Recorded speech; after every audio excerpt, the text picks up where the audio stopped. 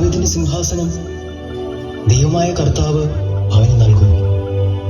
യാക്കോബിന്റെ ഭവനത്തിന്മേൽ അവൻ എന്നേക്കും ഭരണം നടത്തും. അവന്റെ രാജ്യത്തിന് അവസാനമുണ്ടാവുകയില്ല. ഇതെങ്ങനെ സംഭവിക്കും? ഞാൻ പുരുഷനെ അറിയുന്നില്ലല്ലോ. പരിശുദ്ധാത്മാവ് നിന്റെ മേൽ വരും. അത്യുന്നതന്റെ ശക്തി നിന്റെ മേൽ ആവസിക്കും. ആകയാൽ ജനിക്കാൻ പോകുന്ന ശിശു പരിശുദ്ധൻ, ദൈവപുത്രൻ എന്ന് വിളിക്കപ്പെടും. ഇതാ നിന്റെ ചാർച്ചക്കാരി വൃദ്ധയായ എലിസബത്തും ഒരു പുത്രനെ ഗർഭം ധരിച്ചിരിക്കുന്നു. വന്ധ്യ എന്ന് പറഞ്ഞിരുന്ന അവൾക്ക് ഇത് 6-ാം മാസമാണ്.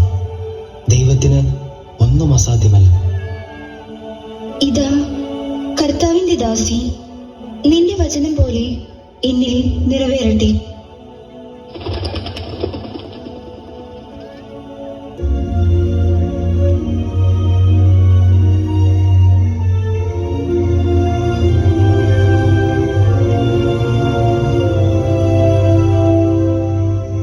ഈ ഒരു അവസ്ഥയിൽ ഞാൻ അവളെ ഉപേക്ഷിച്ചാൽ ഈ സമൂഹം അവളെ കല്ലെറിഞ്ഞു കൊല്ലും.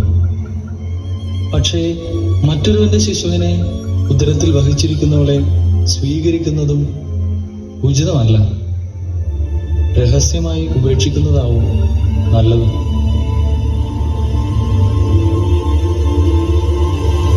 ദാവീദിന്റെ പുത്രനായ ജോസഫ്, മറിയത്തെ ഭാര്യയായി സ്വീകരിക്കാൻ നീ ശങ്കിക്കേണ്ട. അവൾ ഗർഭം ധരിച്ചിരിക്കുന്നത് പരിശുദ്ധാത്മാവിൽ നിന്നാണ്. അവൾ ഒരു പുത്രനെ പ്രസവിക്കും. നീ അവന് യേശു എന്നു പേരിടണം.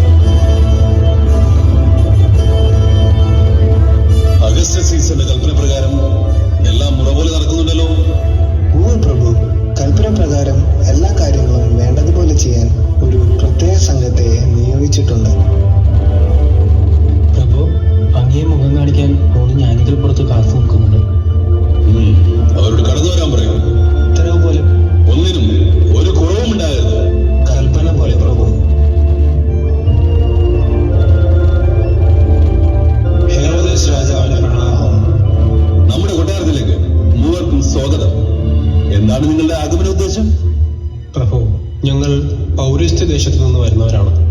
യൂദയ ദേശത്ത് ഒരു പുതിയ രാജാവ് ജനിച്ചുവെന്നറിഞ്ഞ് അവനെ കാണുവാനും ആരാധിക്കുവാനും വന്നതാണ്. പുതിയ രാജാവ്? നമ്മുടെ കൊട്ടാരത്തിൽ അങ്ങനെ ഒരു ജനനം സംഭവിച്ചിട്ടില്ല. യൂദയ ദേശത്തും അങ്ങനെ ഒന്നും ഉണ്ടായിട്ടില്ല. പിന്നെ നിങ്ങൾ ആരെ കുറിച്ചാണ് പറയുന്നത്? ഏത് രാജാവിനെ കുറിച്ചാണ് സംസാരിക്കുന്നത്? ജനനം സംഭവിച്ചു എന്ന് ഞങ്ങൾക്ക് വെളിപാടുണ്ടായതാണ്. ശിശുവിനെ കണ്ടെത്താൻ യാത്ര പുറപ്പെട്ട ഞങ്ങൾ വഴികാട്ടിയായി കിഴക്ക് ദിക്കിൽ ഒരു നക്ഷത്രം കണ്ടു. ആ നക്ഷത്രം ഞങ്ങളെ ഈ ദേശത്തേക്കാണ് നയിച്ചത്. അങ്ങയുടെ കൊട്ടാരത്തിൽ അങ്ങനെ ഒരു ജനനം സംഭവിച്ചിട്ടില്ലാത്തതിനാൽ ഞങ്ങളെ തിരികെ പോകാൻ അനുവദിച്ചാലും.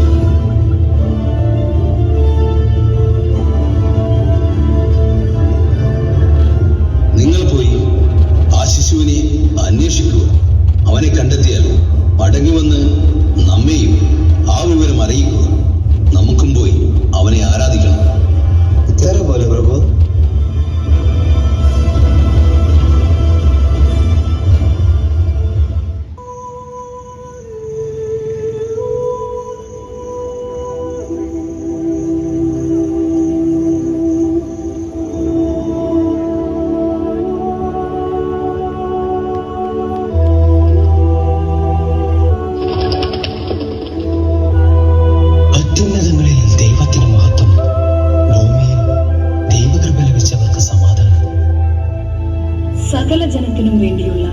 സന്തോഷത്തിന്റെ സദ്വാർത്ത നിങ്ങളെ അറിയിക്കുന്നു.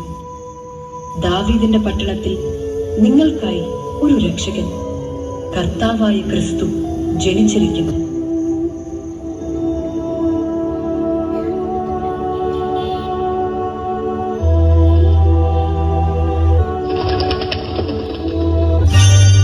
യഹൂദിയായിലെ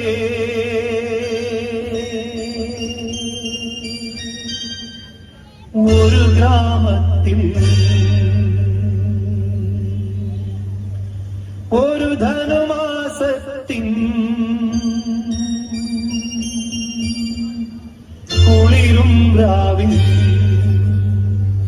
രാപാർത്തിരുന്നു രജപാലൻ ദേവനാദം കേട്ടു ആമോദര. താരകം തന്നെ നോക്കി ആട്ടിടയർ നടന്നു, താരകം തന്നെ നോക്കി ആട്ടിടയർ നടന്നു. തേജസ് മുന്നിൽ കണ്ടു അവർ വേദലൻ തന്നിൽ വന്നു, തേജസ് മുന്നിൽ കണ്ടു അവർ വേദലൻ തന്നിൽ വന്നു. രാജാതിരാജന്റെ പൊൻതിരുവേലി